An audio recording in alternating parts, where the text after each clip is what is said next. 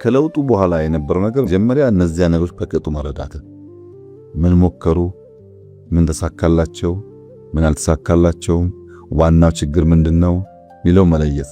ኮንቲኒቲ በኢትዮጵያ የሥርዓተ መንግስት ግንባታ ውስጥ ትልቁ ስብራት መሆኑን ለይተናል እና መደመር አለበት። የትናንትናም ቢሆን ጠቃሚ ታሪክ፣ ጠቃሚ ስራ መጣል የለበትም የሚለው በጣም ወሳኝ እርምጃ ነው እና የመጀመሪያው የእሳቤ ለውጥ ነው ያደረግነው።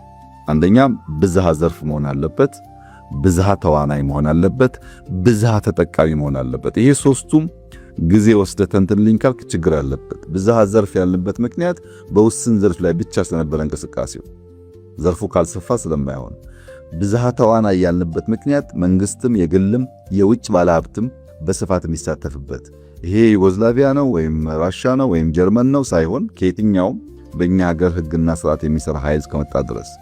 ሶስተኛው ደግሞ ተጠቃሚነት፣ ብዝሃ ተጠቃሚነትን ካረጋገጥን ኮንቲኒቲ ማምጣት እንችላለን የሚል የእሳቤ ለውጥ ነበር። ምን ማለት ነው? መንግስት ከአስፈጻሚነት ወደ አመቻችነት ማደግ አለበት።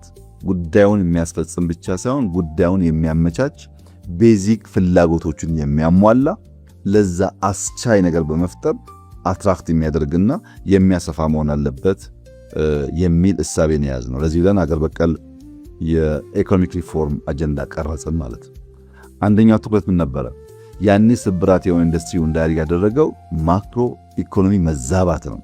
በብዙ መንገድ በብዙ ምሳሌ ላብራራል እችላለሁ። ይሄ የማክሮ ኢኮኖሚ መዛባት ኢንቨስተሮች ደፍረው የውጭ ምንዛሪ አገራችን እንዳያፈሱ ይዟቸዋል። ሁለተኛው ምርታማነትና በዓለም አቀፍ ደረጃ ሊወዳደር የሚያስችል ኳሊቲ ማጣት ነው።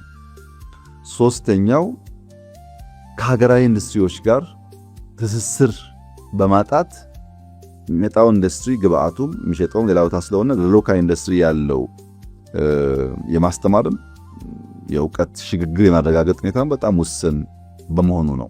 እነዚህን ጉዳዮች ደምረን አራተኛው ኮንቲኒቲ ነው። ኢህአዴግም ይስራው፣ ደርግም ይስራው፣ ኃይለ ሥላሴም ይስሩት፣ ሌላም ይስራው ለሀገር ጠቃሚ ከሆነ መቀጠል አለበት። ከሰራው ሰውዬ እሳቤና ግለሰብ ጋር ባለ ምልከታ ሀገርን የሚጎዳ ጉዳይ መፈጸም የለበትም በሚል ነው። በዚህ ብዙ ነገር ምሳሌ ማንሳት ይቻላል።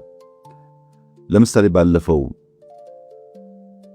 15 20 30 ዓመት የነበረውን ብቻ ብናነሳ ጥቂት ምሳሌ አንስተን ነገሩን ብንገነዘብ ከዚህ ከአዋሽ ወደ መቀሌ የሚሄደው ባቡር $2.6 ቢሊዮን ብድር ተወስዶ ነው የሚሰራው። $2.6 ቢሊዮን ብድሩ ደግሞ ጤነኛ የሚባል ብድር አይደለም፣ ኮመርሻል ሎን ነው። ከዚህ መቀሌ ከዚህ አስመራም ከዚህ ሞያሌም ባቡር ያስፈልጋል። ለኢትዮጵያ በጣም መሰረታዊ ነገር ነው። መቼ እና እንዴት የሚለው ግን በጣም ከባድ ጥያቄ ነው። አሁን $2.6 ቢሊዮን ከዚህ መቀሌ ባቡር ላይ በኮመርሻል ሎን ኢንቨስት አድርገህ የምታመላልስበት ምርት ስለሌለ ካለምን ጥርጥር 40-50 ዓመት ኢንቨስትመንቱን አይመልስም። ዕዳ አይከፍልም፣ ኢንቨስትመንት አይመልስም።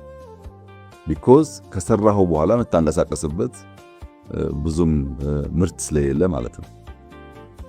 በሌላ መንገድ አሁን እኛ ከዳንጎቴ ጋራ የማዳበሪያ ፋብሪካ ይሰራን በ40 ወራት እናደርሳለን ብለን ይሄን ቃላችንን ሲደርስ የምናየው ጉዳይ ሆኖ ማለት ነው።